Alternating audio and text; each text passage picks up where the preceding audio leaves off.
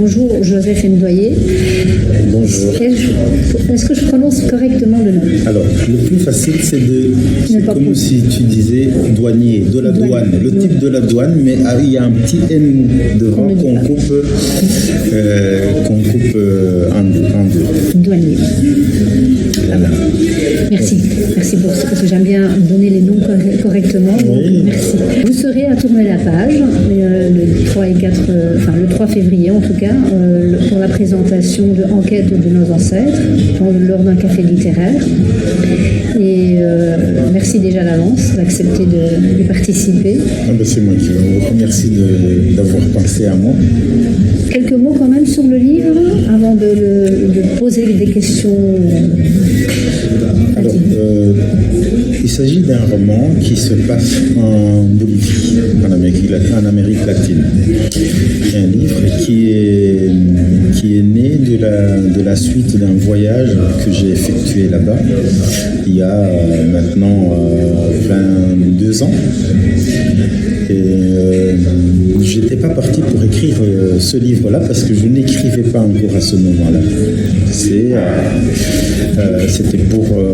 dans le cadre de mon travail d'infirmier dans un petit hôpital du sud de la Bolivie. Et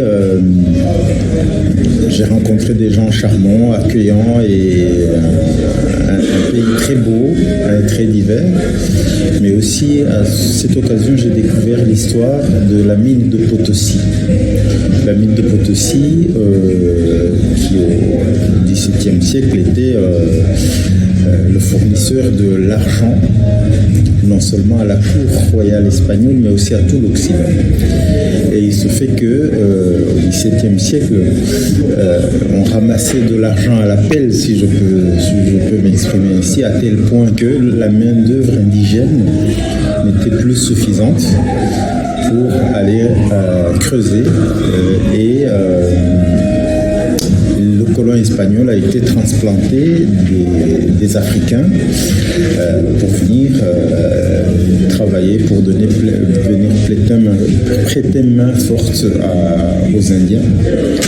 Et voilà, donc ils ont participé à cette richesse du monde. C'est vrai. Merci. Êtes-vous influencé par le quotidien et par votre humeur lors de vos écritures?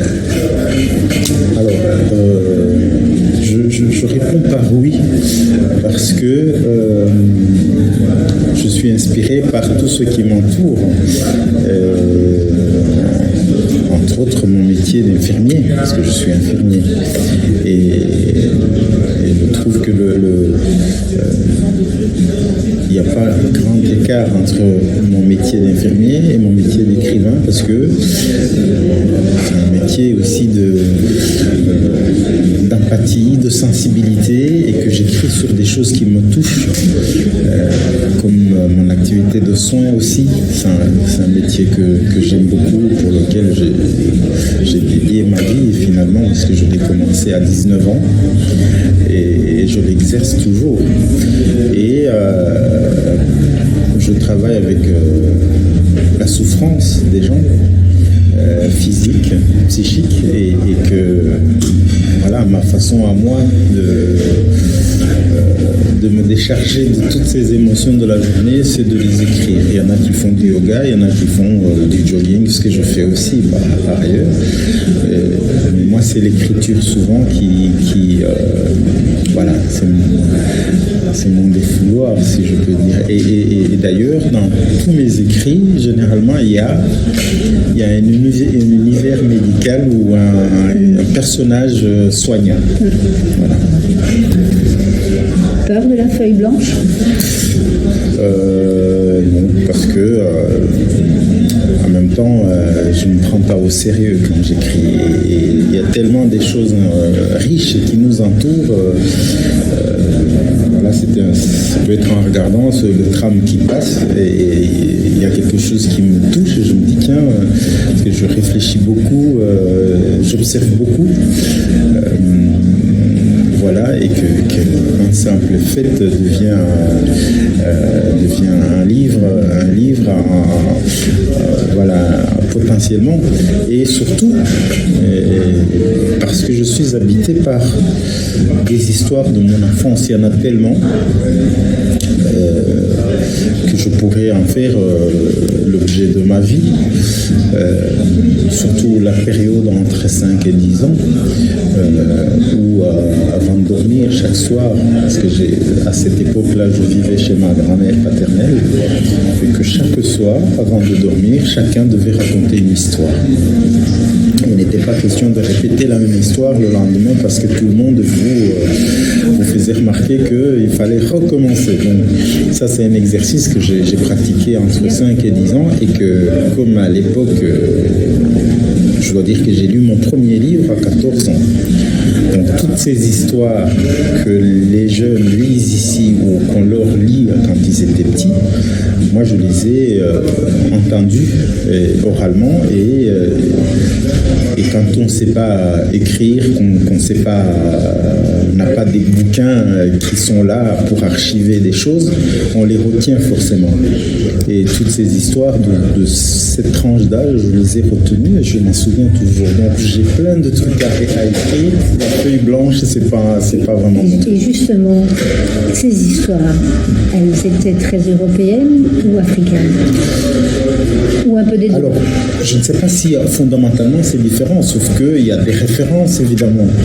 Et moi, dans mon bled où j'habitais chez ma grand-mère, on n'était pas ouvert sur le reste du monde. Je veux dire, l'Europe, on ne connaissait pas, on n'avait pas de radio, on n'avait pas de montre, on n'avait pas de livres, on n'avait pas d'école. Donc, forcément, tout était dans la tradition de là-bas, tradition orale. Donc, du coup, c'était des histoires de là-bas, mais qui, parfois, quand j'écoute une histoire d'ici, un conte d'ici, j'ai l'impression que c'est pas différent d'un conte de là-bas, mais avec des références différentes.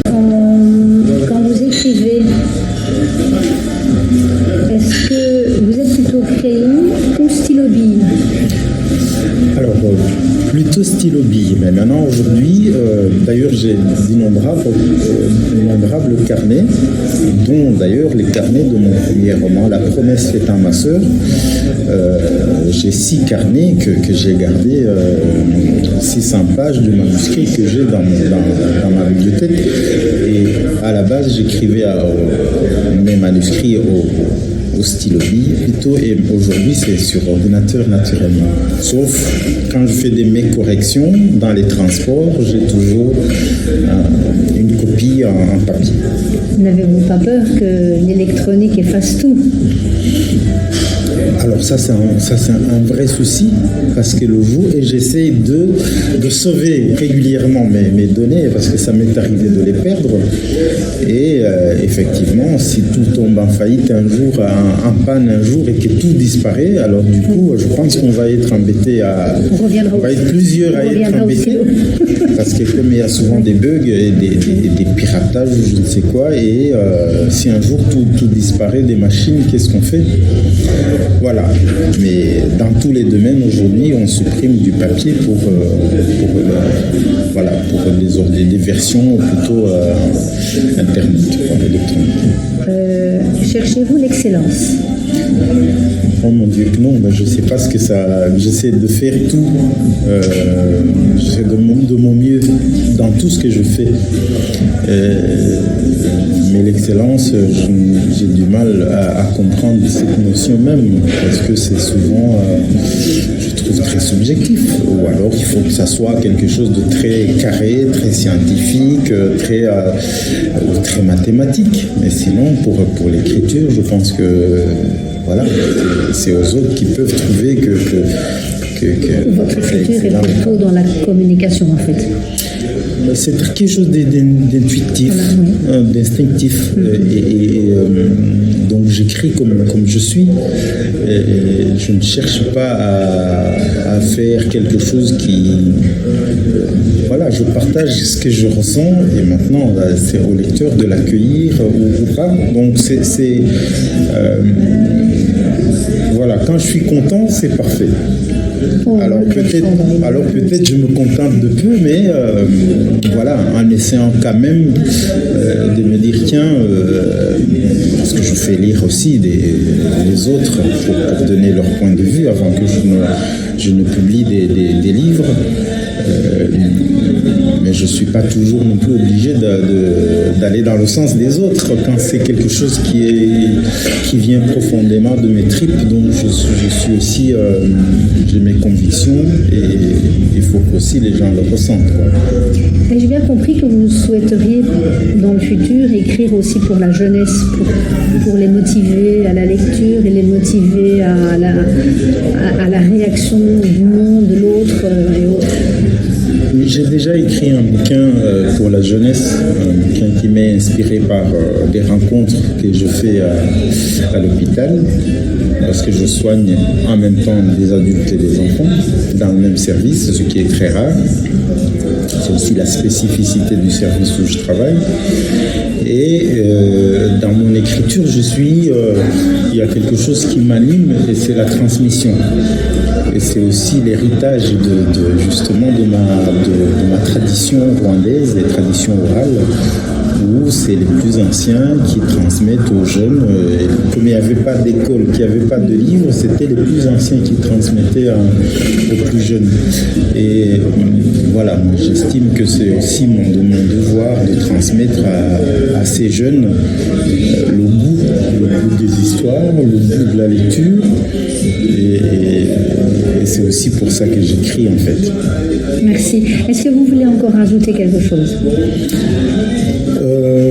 Ouais, pas spécialement, sauf que je suis ravi de venir chez vous à Tournai, de découvrir votre ville. Je suis déjà passé et de partager aussi avec des autres auteurs et autrices et avec le public qui sera là, nombreux j'espère, et dans mon écriture,